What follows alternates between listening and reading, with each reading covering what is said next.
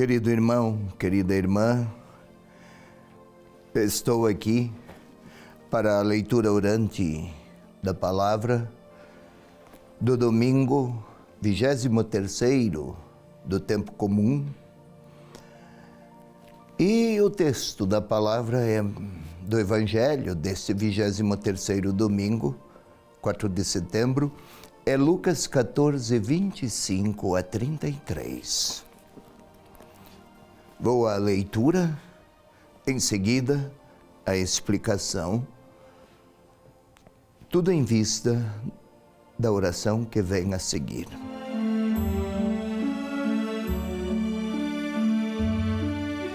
Dizia Jesus às multidões que o acompanhavam, às grandes multidões, disse-lhes: se alguém vem a mim e não odeia seu próprio pai e mãe, mulher, filhos, irmãos, irmãs e até a própria vida, não pode ser meu discípulo. Quem não carrega sua cruz e não vem após mim, não pode ser meu discípulo. Quem de vós, com efeito, querendo construir uma torre, primeiro não se senta para calcular as despesas e ponderar se tem com que terminar? Não aconteça que, tendo colocado o alicerce e não sendo capaz de acabar, todos os que virem comecem a caçoar dele, dizendo: esse homem começou a construir e não pôde acabar. Ou ainda, qual o rei que, partindo para guerrear contra um outro rei, primeiro não se senta para examinar-se com 10.000 homens? Poderá confrontar-se com aquele que vem contra ele com 20.000? Do contrário, enquanto o outro ainda está longe, envia uma embaixada para perguntar as condições de paz. Igualmente, portanto, qualquer de vós que não renunciar a tudo o que possui, não pode ser meu discípulo.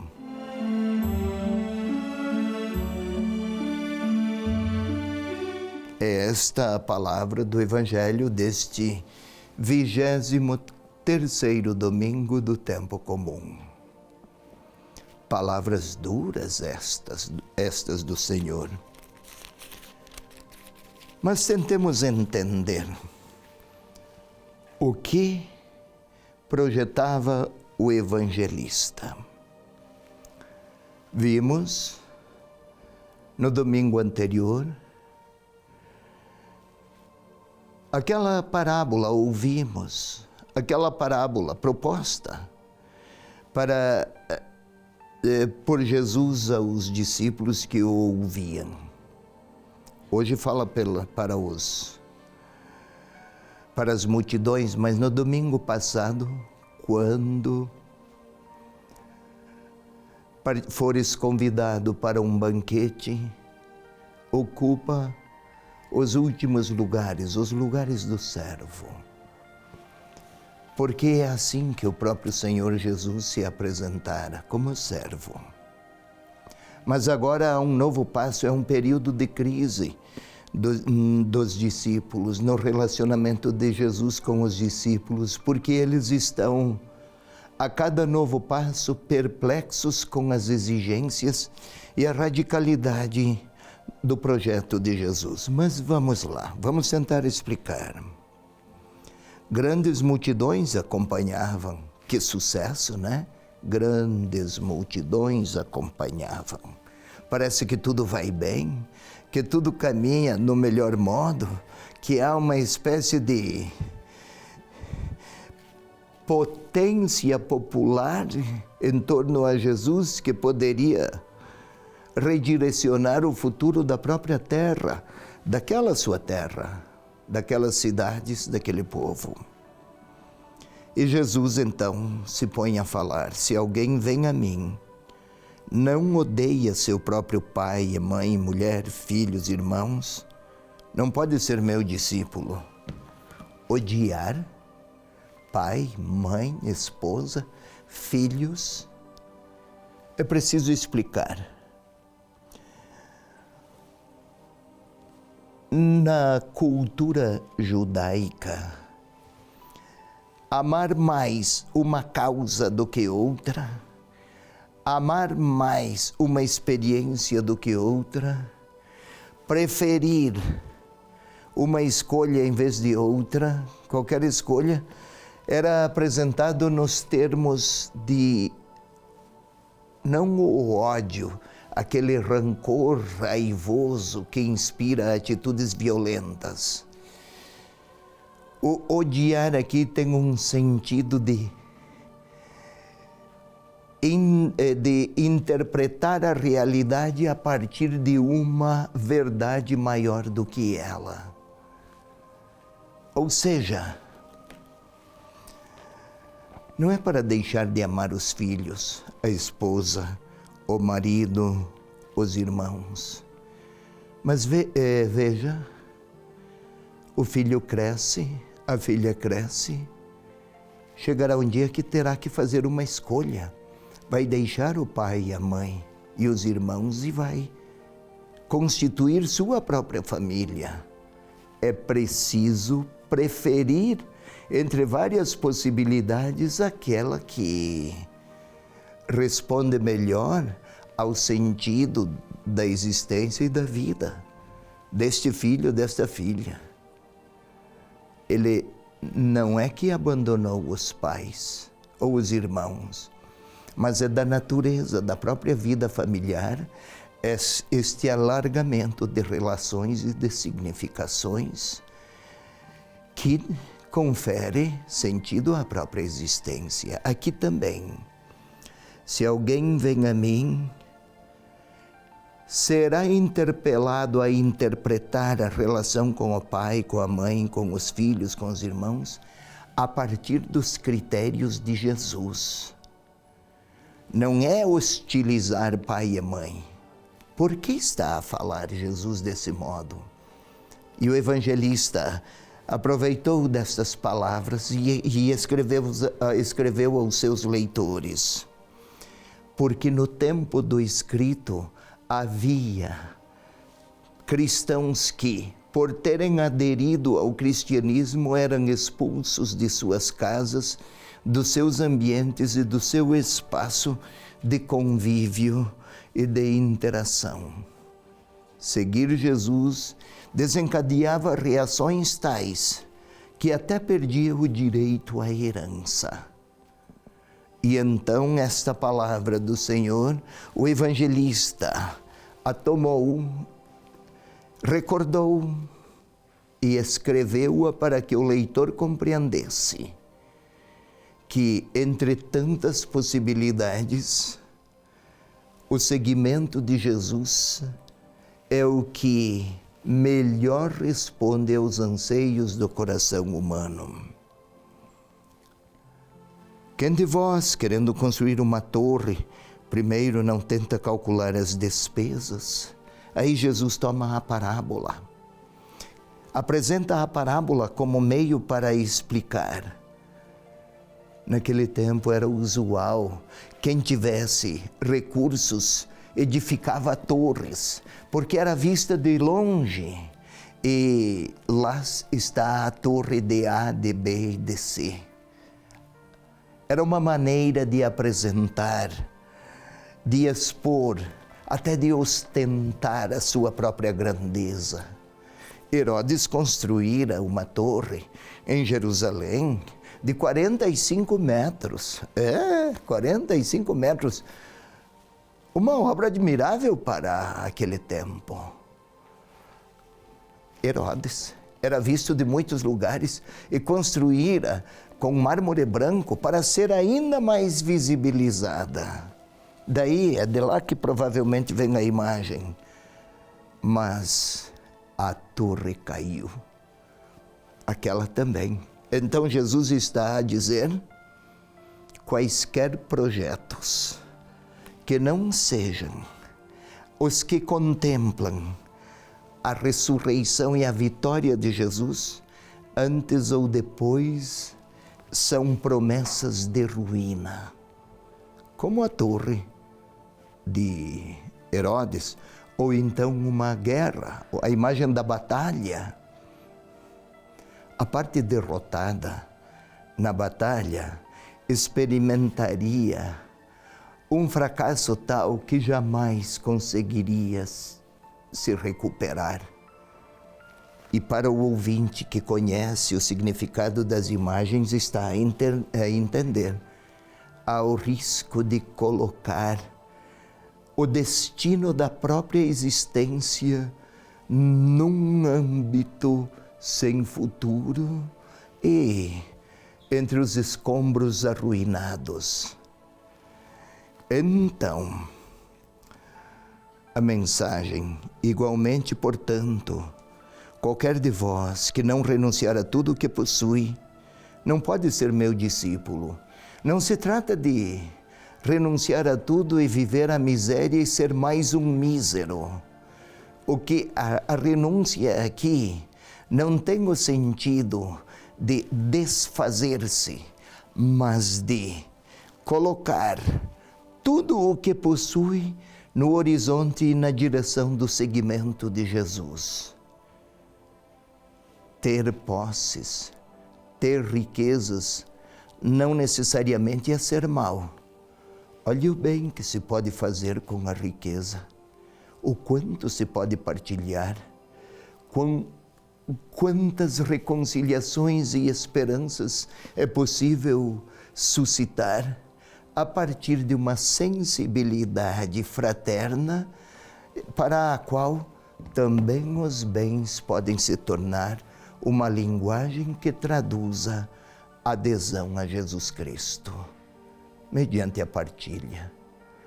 Aí sim, seria transfigurar inclusive as riquezas na direção daquilo que o Senhor Jesus propõe a quem quer ser seu discípulo.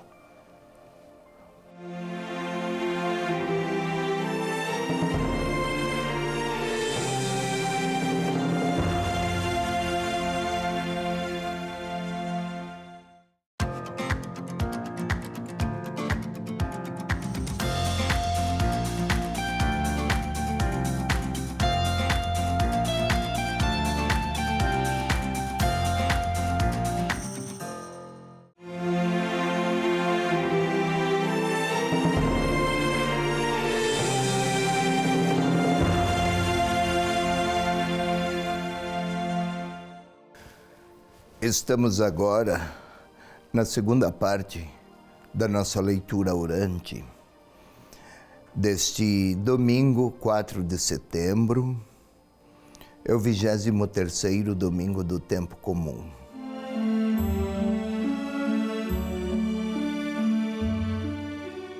Fazemos sempre assim, aqueles mesmos passos. E o primeiro é a composição do lugar interior. Foi esta a expressão adotada lá nos anos 1500 ainda por Santo Inácio de Loyola. O recolhimento para interiorizar, para que nos concentremos de maneira que seja realmente um diálogo com Deus, diálogo com a palavra. Essa leitura orante. Respiremos profundamente, uma vez, uma primeira vez, eu e você. Profundamente e lentamente. Assim como o ar vai aos nossos pulmões e o nosso corpo sobrevive, também a nossa interioridade, o nosso espírito, a nossa alma sobreviverá na medida em que recebermos e acolhermos o Espírito de Deus. Tente sentir o coração a pulsar no seu peito. Para isso é preciso concentrar todas as percepções, capacidades humanas de percepção. Todo o complexo dos sentidos precisa estar fixado num mesmo objetivo, numa mesma realidade. E agora essa realidade é o coração que está a bater. Sinta-o. Sintamo-lo. Isso predispõe o nosso corpo à necessária quietude para a oração. E agora vamos pedir que o Espírito Santo, assim como pedimos a concentração para o nosso corpo e aderimos, fizemos o nosso esforço, está sob o nosso domínio. Agora peçamos que venha o Espírito de Deus partilhar, participar, impregnar nossa sensibilidade, nossa inteligência. Vinde, Espírito Santo, enchei os corações dos vossos fiéis, neles acendei o vosso amor, o fogo do vosso amor. Enviai, Senhor, o vosso Espírito, tudo será criado. Renovareis a face da terra, renovareis os nossos corações. Glória ao Pai, ao Filho e ao Espírito Santo, como era no princípio, agora e sempre. Amém. Vamos retomar o texto agora em forma de imagens. Não são raciocínios, não são conclusões. É criar imagens, aquelas imagens que a palavra lida sugere. Vamos imaginar o Senhor acompanhado de muitos, cercado de pessoas. Hoje se diria que seria alguém que estaria a dar autógrafos para muitos. Admiram Jesus, fascinam-se com Ele, têm lá suas admirações e seus maravilhamentos, afinal, falava bem, comunicava-se bem, era persuasivo, argumentava e especialmente era capaz de prodígios extraordinários. A cada dia um novo espetáculo, talvez. E aí Jesus percebe que é preciso corrigir as motivações. Se alguém vem a mim, mas preferir seu pai, sua mãe, seus irmãos e até a própria vida, não pode ser meu discípulo. Eu coloquei aqui o verbo preferir, embora o empregado pelo evangelista era muito mais radical. Odeia. Ou em outras palavras, nenhuma relação, por mais legítima que seja, tem a mesma grandeza daquela da comunhão com o Senhor Jesus. Quem não carrega a sua cruz não pode ser discípulo.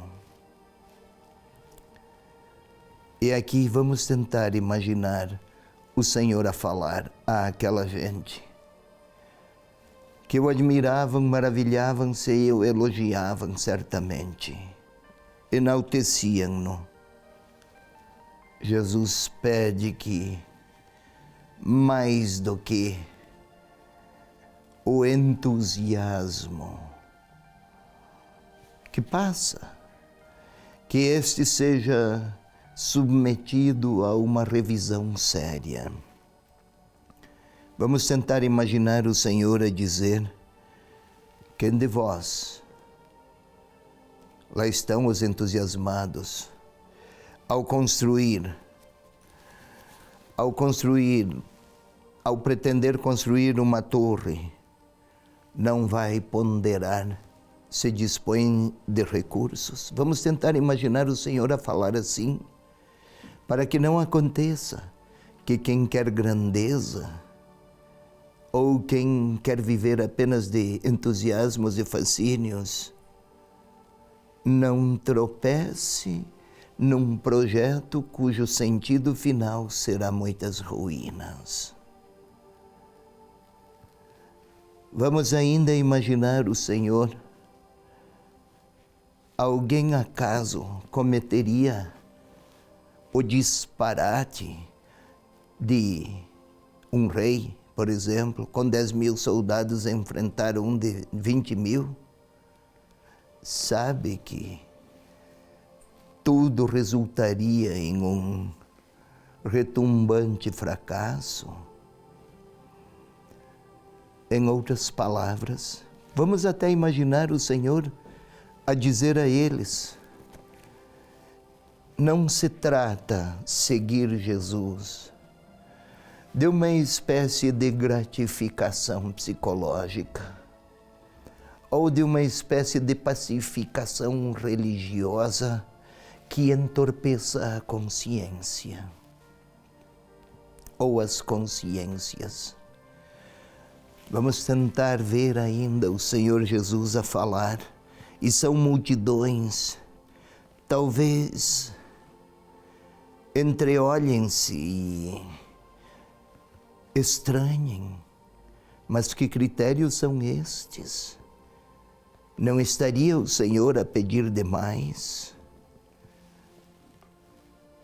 Houve muitos outros pregadores antes de Jesus e depois dele, que propunham algumas reformas de tipo religioso, mas não reclamariam pela conversão. A conversão inverte os critérios. Até mesmo as relações mais elevadas, a do pai pelos filhos, da mãe pelos filhos, por mais nobres que sejam, também elas precisam ser transfiguradas pela preferência e a prioridade de Jesus. E eles se olham, se inquietam, mas há algo maior do que eu e minhas relações? Talvez estejam a se perguntar. Vamos tentar observá-los. E Jesus a dizer, na conclusão já: portanto, qualquer de vós que não renunciar a tudo o que possui, não pode ser meu discípulo. Até se entreolham e indagam-se: terei que rever os meus planos de vida e o sentido da minha existência? E um talvez faça ao outro o sinal: sim. E talvez queiram perguntar isso ao Senhor Jesus, e ele: sim. Qualquer outra escolha ou opção de vida que não contemplar a vinculação ao que o Senhor diz e que sentido ele interpreta, confere à própria existência, qualquer outra escolha não levará à vitória que ele projeta para os seus discípulos. E agora estou eu lá, é o novo passo. Talvez eu tenha muitos projetos, investimentos, grandezas, famas. Talvez eu seja muito religioso, mas uma religiosidade que não me converte, que ainda não me redirecionou para quem mais precisa. Talvez eu esteja tão ocupado que me esqueço daqueles que o Senhor Jesus sempre lembra. E Ele está a olhar para mim. Ele sabe Talvez queira me perguntar: a quem eu entrego a minha vida e por quem eu vivo a minha existência? Essa pergunta ele dirige a mim e está a aguardar a minha resposta. Agora é a hora da minha resposta, então é a hora da minha oração. A quem, pergunta-me ele, para quem eu vivo e a quem entregarei a minha existência? É a pergunta que ele faz. Aguarda a resposta. É o momento da minha oração pessoal.